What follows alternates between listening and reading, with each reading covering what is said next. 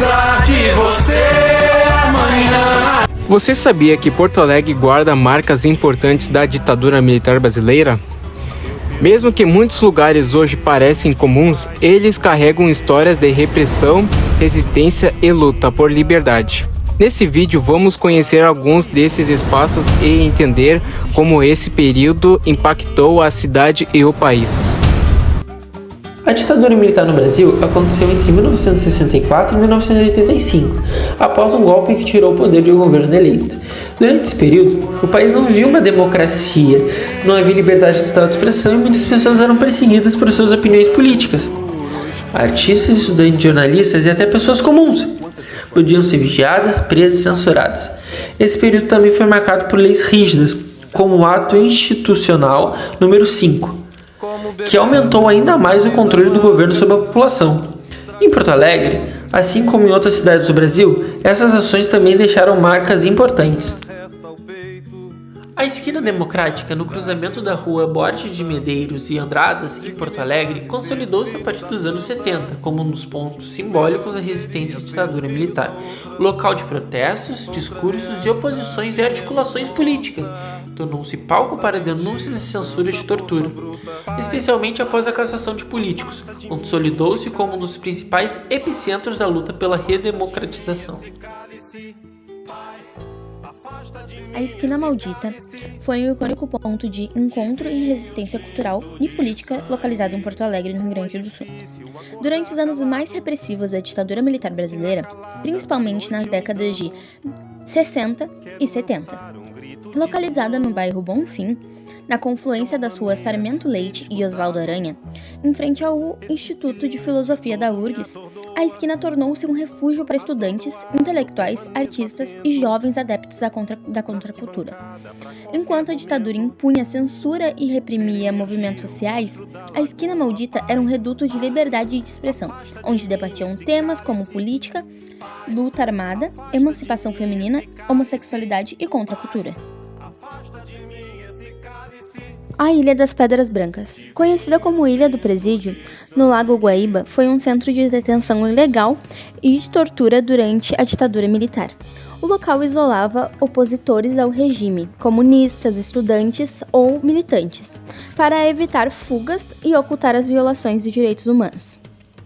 Entre os anos 60 e 70, mais de 100 presos políticos passaram pelo local, que funcionava de forma clandestina em relação à lei formal. O local situado na rua Santo Antônio, número 600, em Porto Alegre, ficou historicamente conhecido como Dopinho. Sua importância na ditadura militar é fundamental por ele ter sido o primeiro centro clandestino de detenção e tortura, estabelecido pelas ditaduras do Cone Sul, operando logo após o golpe de 1964. Diferente das sedes oficiais do governo, o Dopinho funcionava em um casarão residencial sem identificação, o que permitia que os militares realizassem sequestros, interrogatórios e sessões de tortura sem qualquer registro oficial ou controle jurídico. Ele serviu como um laboratório para as práticas de repressão ilegal que mais tarde seriam expandidas para todo o Brasil e países vizinhos. O evento que define a história do local é o caso das Mãos Amarradas. O sargento Manuel Raimundo Soares foi mantido em cárcere e torturado no Dopinho por 152 dias. Em 1966, seu corpo foi encontrado boiando no Rio Guaíba, próximo à Ilha das Pedras, evidenciando a brutalidade do regime. A imensa repercussão desse crime na época foi o que forçou o fechamento do centro naquele mesmo ano, pois sua existência clandestina havia sido exposta. Hoje, o prédio é um marco da resistência e da memória. Embora tenha sido desativado como centro de tortura em 1966, ele permanece como um símbolo das violações de direitos humanos ocorridas no período, sendo alvo de esforços constantes de movimentos sociais para que o espaço seja transformado em um centro cultural e de memória. A senhora passou por quantas sessões de tortura? Eu passei por um tempo de tortura, é mais do que por sessões, não dá pra contar quando. Com choques elétricos, pau de arara? Pau de arara, tal da palmatória, né? O pior de todos é o choque elétrico, tá?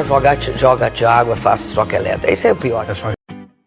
Gilberto Gil, A Tropicália e o Exílio. Gilberto Gil foi uma das figuras proeminentes do movimento Tropicália, que, ao lado de Caetano Veloso, revolucionou a música brasileira entre 1967 e 1968. A obra Aquele Abraço, de 1969, é composta como uma despedida do Brasil antes do exílio. Essa canção se tornou um hino de resistência e um símbolo da saudade da pátria. A obra Cálice, de 1973, tem parceria com Chico Buarque. A música utiliza um engenhoso jogo de palavras, no seu título contendo cálice, dando a ideia de calar-se, para criticar abertamente a censura imposta pelo regime.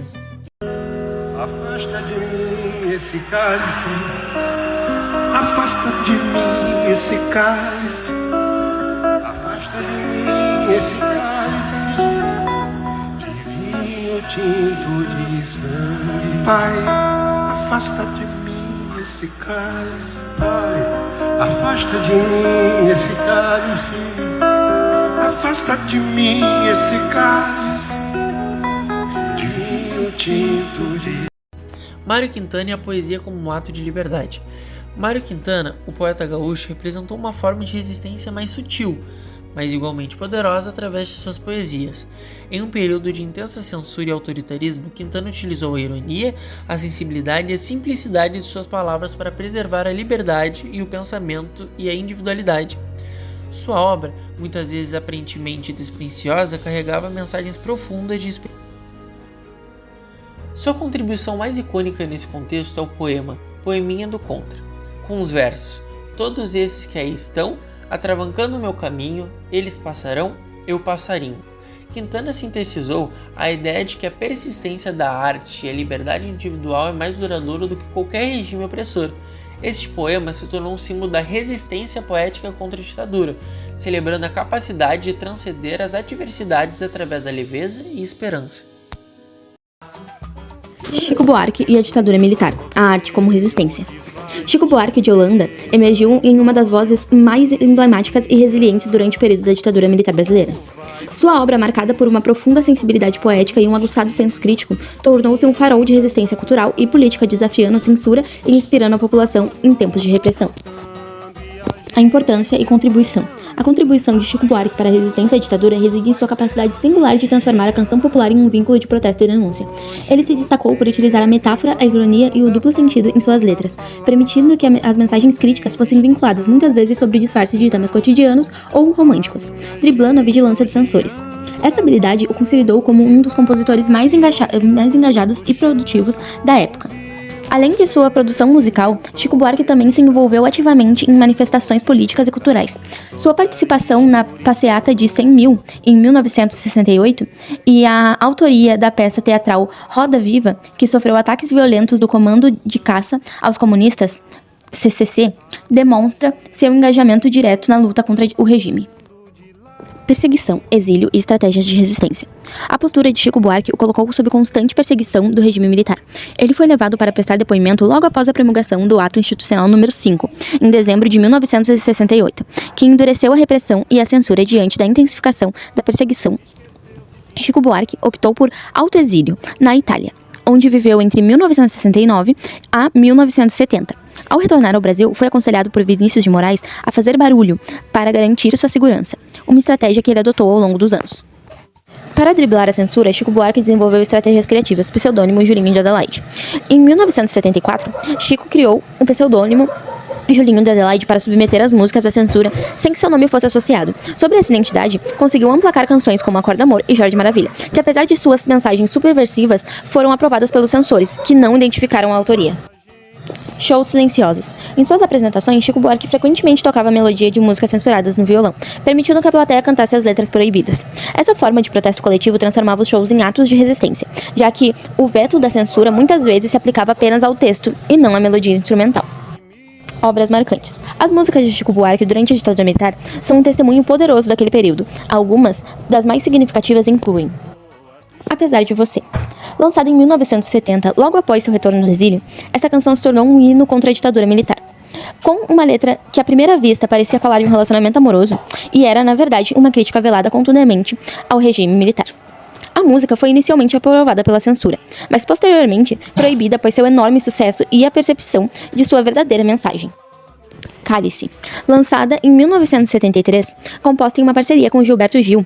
Esta obra utiliza um engenhoso jogo de palavras entre cálice, referente ao cálice de comunhão, e cálice, uma ordem de silêncio, denunciando a censura e a tortura. A canção foi proibida e só pode ser gravada oficialmente em 1978. Acorda Amor, lançada em 1974 sob o pseudônimo Julinho de Adelaide.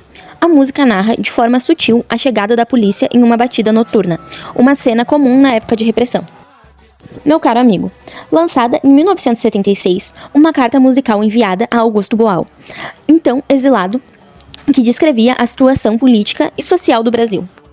Angélica, lançada em 1977, uma homenagem emocionante a Zuzu Angel, estilista que lutou incansavelmente para encontrar seu filho, Stuart Angel, desaparecido e morto pela ditadura. Que canta sempre esse lamento, só queria lembrar o tormento que fez o meu filho suspirar. Queria cantar pro meu menino, que ele já não pode mais cantar. Carlos Marighella, a luta contra a ditadura. Nascido em 1911, foi uma figura central na resistência armada contra a ditadura militar brasileira. Militante comunista desde jovem, Marighella enfrentou prisões e torturas, mas nunca abandonou sua convicção na luta por liberdade. Após o golpe de 1964, ele rompeu com o Partido Comunista Brasileiro, PCB, por defender a luta armada, fundando a Ação Libertadora Nacional, ALN, em 1968. Como principal teórico da guerrilha, autor do Mini Manual do Guerrilheiro Urbano, Marighella liderou ações ousadas como o sequestro do embaixador americano Charles Burke Elbrick, tornando-se o inimigo número 1 do regime. Sua vida foi tragicamente encerrada em 4 de novembro de 1969, em uma emboscada na Alameda Casa Branca, em São Paulo. A versão oficial do tiroteio foi desmentida. Marighella foi executado a queima-roupa por agentes do DOPS, em uma cilada que utilizou frades dominicanos como isca. Sua morte, um ato de brutalidade da repressão, consolidou o seu legado como um símbolo eterno de resistência e coragem, ecoando suas palavras. É preciso não ter medo, é preciso ter a coragem de dizer: o homem deve ser livre. Elis Regina, a voz da resistência. O musical da ditadura Elis Regina, nascida em 1945, emergiu como uma das vozes mais potentes e corajosas durante a ditadura militar brasileira. Sua importância transcende a música, tornando-a um símbolo de resistência e um espelho das contradições da época. Em 1969, Elis desafiou o regime ao declarar que o Brasil era governado por gorilas, em uma entrevista na Holanda. Essa ousadia a colocou na mira da repressão, resultando em ameaças e na controversa obrigação de cantar o hino nacional nas Olimpíadas do Exército em 1972. Um ato que gerou críticas e marcou como traidora para alguns setores da esquerda. Contudo, ele soube transformar a pressão em arte. Sua música se tornou um veículo de protesto sutil, mas profundo. Canções como Nossos Pais e, emblematicamente, O Bêbado e a Equilibrista, se tornou hino nacional da anistia. Vocalizaram a dor, a esperança e o anseio por liberdade de uma nação. Ela equilibrou-se entre a censura e a necessidade de expressar o sentimento popular, consolidando seu legado como uma artista que, através de sua voz e posicionamento, deu a forma à resistência cultural contra a ditadura.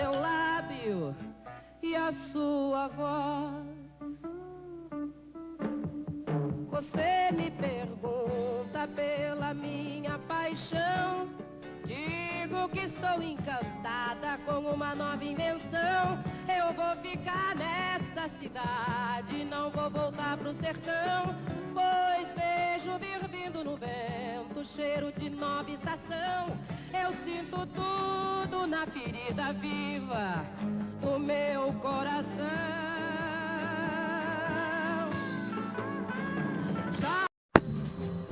Caetano Veloso. Caetano Veloso surgiu como uma figura central na cultura brasileira durante o período da ditadura militar, entre 1964 até 1985, não apenas como um artista inovador, mas como um símbolo de resistência e questionamento. Sua importância reside na capacidade de traduzir o complexo central político e social da época em expressões artísticas que desafiavam o status e provocavam reflexão. A sua contribuição mais notável foi através do movimento Tropicalia, que, embora de curta duração, deixou um legado profundo na música e na cultura do país. A Tropicalia como expressão de resistência. Liderado por Caetano Veloso e Gilberto Gil, o tropicalismo, que floresceu entre 1967 e 1968, representou uma ruptura estética e ideológica. O movimento propunha uma antropofagia cultural, misturando elementos da cultura popular brasileira com influências estrangeiras, como o rock e a psicodélia. Essa fusão, que incluía o uso de guitarras elétricas em um cenário musical dominado pela MPB tradicional, era vista como uma provocação e um desafio às normas estabelecidas, tanto pela ditadura quanto por setores mais conservadores da esquerda. A estética marginal e o comportamento irreverente dos tropicalistas, com suas roupas extravagantes e performances teatrais, eram uma forma de protesto não verbal, que questionava a repressão e a censura de maneira sutil. Prisão e exílio. O preço da liberdade de expressão. A postura crítica de Caetano Veloso não passou despercebida pelo regime militar. Em 27 de dezembro de 1968, apenas 2 semanas após a promulgação do Ato Institucional número 5, artigo 5, que endureceu drasticamente a repressão, Caetano e Gilberto Gil foram presos em São Paulo. A acusação oficial de insulto à pátria e à bandeira nacional era um pretexto para silenciar as vozes influentes que, através de sua arte, questionavam o autoritarismo. Após cerca de 2 meses de prisão, incluindo um período em solitária no Rio de Janeiro e mais 5 meses em liberdade condicional em Salvador, Caetano foi forçado ao exílio em Londres, em julho de 1969, onde permaneceu até 1972. O período de exílio foi marcado por uma produção artística mais introspectiva e melancólica, refletindo a saudade do Brasil e a dor do afastamento, como evidenciando em seu álbum Caetano Veloso de 1961. Músicas marcantes e seu legado. Alegria, Alegria. Lançada em 1967, apresentada no Festival da Record, essa música é considerada um marco inicial da Tropicalia. Sua letra, que fala sobre caminhar pela cidade, sem lenço e sem documento, simboliza a busca por liberdade individual em contexto de vigilância e controle. Lançada em 1968. É Proibido Proibir, lançada em 1968. Esta canção gerou grande polêmica e foi vaiada no Festival Internacional da Canção. O famoso discurso de Caetano Veloso durante a apresentação, confrontando a plateia e o júri, tornou-se um ícone da resistência contra a censura e a repressão artística. Ande em frente e não olhe para trás. Aí eu fiquei com medo e fui andando. E aí pensei que eles iam atirar. Me puseram numa solitária, Gil numa outra solitária. Eu ficava sem conseguir comer. Até um dia um dos caras falou: tá fazendo greve de fome, vai levar porrada, uma coisa assim. Eu disse: não, tô fazendo greve de fome, não tô conseguindo comer. Mas eu tinha que comer ali no chão mesmo. Eu tinha um cabelo grande, todo cacheado assim, grandão, e eles cortaram meu cabelo. Eu acordei algumas noites ouvindo gritos de pessoas sendo torturadas. Vou falar agora, né? Olho na terra e vejo uma multidão que vai caminhando.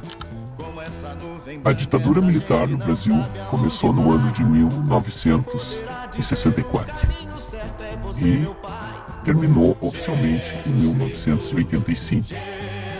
Então, como eu nasci em 1960, eu, quando criança, já fui para a escola como a escola da ditadura, uma escola pública que não era uma escola militar. Tinha que fazer continência para o quadro de um general que colocavam para as crianças em cima de uma cadeira. E nós tínhamos que fazer fila, passar, parar, fazer continência. E o nome da escola era Grupo Escolar General Dalto Filho. Então era esse general que nós tínhamos que fazer continência para ele. E na saída a mesma coisa. Quem não fizesse já era enquadrado em alguma coisa, já ia para a secretaria, já era suspenso por dias, depois não podia fazer matrícula de novo no colégio, enfim. Era uma disciplina e uma regra indescritível. Então, a ditadura começou quando eu era um bebezinho, 3 anos, e terminou quando eu tinha 24. Então eu vivi essa idade que hoje tem os alunos do ensino médio. Eu vivia sob o regime mais duro na política brasileira. Foram várias coisas que marcaram, várias que talvez reflitam até hoje, né? Mas uma das que mais marcou foi no final de uma manhã, saímos mais cedo do colégio, aí já era outra escola, o colégio Piratini. Saímos mais cedo, tipo 11 horas, e na esquina ficamos conversando, os colegas, porque a gente ganhou um tempo ali, ficamos ali conversando, uma manhã de inverno, com sol, tudo bom de ficar na esquina. E quando vimos, parou a viatura do DOPS, era uma caminhonete veraneio preto e branco. Eles não vinham com sirene nem nada, eles pararam bem do nosso lado, na rua, desceram, abriram a tampa lá atrás da veraneio da caminhonete e disseram, entrem aqui. E nossa, mas por quê? O que nós fizemos? Não estavam perguntando, os caras civis, assim, a polícia civil. Era o chamado Departamento de Ordem Política e Social. Jogaram dentro daquela caminhonete, acho que umas 8 pessoas, os colegas, assim. A gente não estava entendendo, mas tinha que obedecer. E nos levaram para uma delegacia que fica perto do hospital de pronto-socorro. Na frente era uma casa que virou uma delegacia, com várias salas, ali ficava o delegado. E outros policiais ali. E nos fundos tinha uma outra casa de 2 andares e que a gente escutava muitos gritos. Não sabia o que era. E imaginava o que pudesse ser, né? Ali era um dos lugares de tortura da ditadura, assim como o Palácio da Polícia também. No segundo andar era outro lugar que eles levavam as pessoas, os adultos, para interrogar e torturar. Mas nós ficamos na frente. E isso aí era o quê? Meio-dia. E nos trouxeram pilhas e pilhas de álbuns de fotografia. Mas eram álbuns gigantes. E para que nós olhássemos. E se conhecesse alguém era para dizer quem era e indicar onde tinha visto, mais ou menos, se sabia onde morava e tal. Mas eu sempre fui instruída em casa a não informar nada, não dizer nada. É melhor ficar sempre... Durante a ditadura a gente tinha que ocupar um lugar de não sei de nada, nunca vi, nunca ouvi. Tinha que estar sempre assim, negando verdades, né?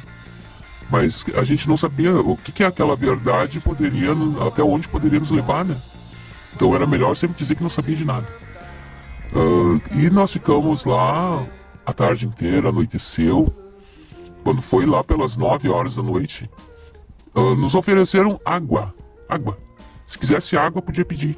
E nada mais. E não podíamos sair. Lá pelas 9 da noite, disseram que a gente podia ir embora. Eu estava do outro lado, morando no bairro Auxiliadora, perto da 24 de outubro, eu estava do outro lado da cidade, tinha que subir e descer aquele morrão. E aí e telefone era uma coisa que nem pensar, não tinha como ligar para ninguém, para avisar ninguém, não tinha dinheiro. E eu atravessei do pronto-socorro, subi a Ramiro Barcelos todinha, desci a Mostardeiro, e aí eu não sei quanto tempo eu demorei para chegar em casa. Quando cheguei em casa, tava todo mundo em pânico. E eu contei, aconteceu isso. O que chocou também, né, que meu pai olhou para mim e disse assim, tu se comportou direitinho? Colocando a gente num lugar que não podia reclamar de nada. E assim era. Qualquer bolinho de estudantes, qualquer coisa que eles suspeitassem que estavam conspirando contra o regime militar, né, e os meninos que o DOPS levava, não importava se era menor de idade, se era maior, eles passavam pela máquina de cortar cabelo. Os colegas, e era uma época de menino cabeludo, e como os Beatles, né? E aí os meus colegas saíram de lá com a cabeça raspada. E aí criava aquele estigma assim, esse aí é comunista, esse aí passou pelo DOPS. Né? Revistavam tudo que era da gente, na bolsa, embaixo do sapato, dentro do sapato. Era assim, a gente tinha um medo secreto, um temor das coisas, né, que era deprimente. Então tinha que ter uma vida paralela e secreta, né, entre amigos, entre amigas, porque tudo que era visível tinha que ser de acordo com o regime militar. Desfile no colégio era obrigatório participar. Se não participasse, rodava em educação física, daí rodava de ano e não conseguia fazer a matrícula de novo na mesma escola. E não importava se estivesse chovendo granizo, que se tinha desfile, tinha que desfilar igual embaixo da chuva. Assim era o estudante, o adolescente, né, um pequeno aspecto do adolescente durante a ditadura militar.